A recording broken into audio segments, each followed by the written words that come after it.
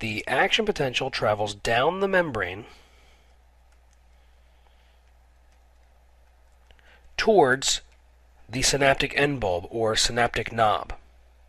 You can see that inside that synaptic knob or end bulb are little tiny vesicles, and they're all filled with chemicals called neurotransmitters.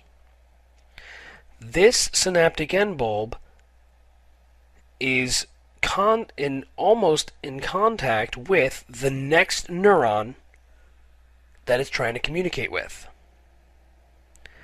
The site of communication between one neuron and another neuron is called a synapse. If you look at it really close up, you can see that there is a synaptic cleft here. There's a little space between the two neurons, a very tiny space called the synaptic cleft. That synaptic cleft is filled with extracellular fluid. On one side of the synaptic cleft is the presynaptic membrane, or the cell membrane of the presynaptic neuron, and the other side is the postsynaptic membrane, or the cell membrane of the postsynaptic neuron. The way that this neuron is going to be able to transmit its action potential to the next neuron is by using the neurotransmitters that are contained inside the synaptic vesicles. The electrical impulse that's been generated does not just jump from one neuron to the next in all cases. It does happen sometimes, but it doesn't happen here. In this case, we have to use something called a chemical synapse. Remember, synapse is the communication between the two neurons. A chemical synapse is when you need to use neurotransmitters to do that, which are chemicals. So here's what happens. The action potential travels down to the synaptic end bulb on the axon. When it reaches the end of the synaptic end bulb, that membrane has in it calcium ion channels that are voltage gated. When the action potential reaches the voltage gated calcium ion channels, they open in response to that change in membrane potential. Calcium is in higher concentration outside than it is inside. Therefore, through simple diffusion, when you open up those channels, calcium ions rush into the cell.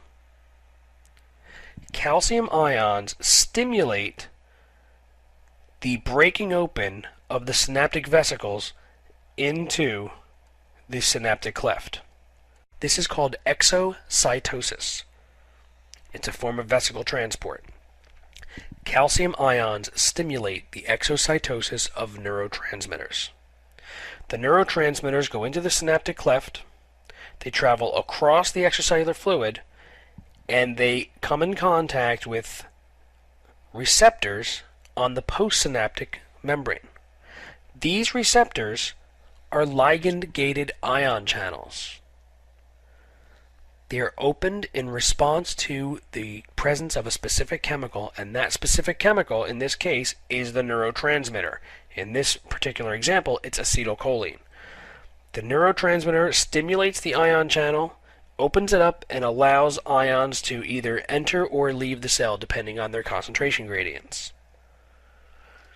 If enough sodium ion channels enter the cell, you'll depolarize the postsynaptic membrane with a graded potential, just like we had when we started. So ultimately, what you're trying to do here with this chemical synapse is to create a graded potential in the postsynaptic membrane. That graded potential might be enough to go all the way to threshold and create a new action potential, but it also might not. That graded potential might only be enough, because remember, graded potentials are variable, to slightly depolarize the membrane and just get it excited. Bring it closer to threshold, but not quite enough to stimulate another nerve impulse. That's called an excitatory postsynaptic potential, an EPSP. It might actually be a situation where potassium ions are allowed to leave, hyperpolarizing the membrane, making it more negative, making it less likely to carry on the nerve impulse, which is perfectly normal. Sometimes the goal of a neuron is to stop another neuron from firing an action potential. It's called inhibition. That result is called an IPSP. You've made the membrane potential more negative by opening up potassium ion channels and inhibited it from generating an action potential. That's called an inhibitory postsynaptic potential, or an IPSP. If the EPSP is big enough, it will go all the way to threshold and generate an action potential, just like we saw before. So there are three possible results from a chemical synapse. You can excite the membrane, but not enough for an action potential. That's called an EPSP, or an excitatory postsynaptic potential. You can inhibit the postsynaptic potential by making it more negative, hyperpolarizing it. That's called an IPSP.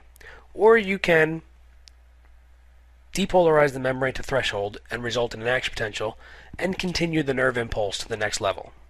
Those are your three possible choices from a chemical synapse. Sometimes you can get to the nerve impulse, but it takes more than one EPSP to do that. Sometimes you can have one EPSP after another in succession, stimulating the postsynaptic membrane. And when they are added together, they can reach threshold to generate a nerve impulse. In this case, instead of using one EPSP, you're using the sum of multiple EPSPs building on the previous one, and that's called temporal summation. The sum of EPSPs over time results in an action potential. Or you can have multiple presynaptic membranes all stimulating the same postsynaptic membrane.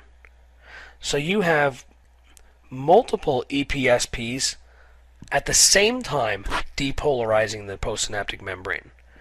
And that might be enough to reach threshold and create an action potential. In that situation, it's called spatial summation. The sum of EPSPs at the same time, all in the same space. That's spatial summation. So this is generally the idea, the basic idea of the nervous system. This is the most basic concept of the nervous system, and everything from this point out in the nervous system is built on the concept of the nerve impulse. This is how our nervous system communicates with itself from neuron to neuron, and this is how our nervous system communicates with other cells like muscle cells and gland cells. The message is always the same. Every single action potential goes all the way up to plus 30 and comes back down. Every single action potential starts at minus 55. They all look exactly the same. Action potentials are all or nothing. There are no big action potentials. There are no small action potentials. The message that the nervous system sends is always the same. The difference is the messenger. The brain knows what kind of sensation is happening to you because of which neurons are bringing that message to it. The message is always the same, but the messengers, the sensory receptors, the sensory neurons, the motor neurons, they are the difference.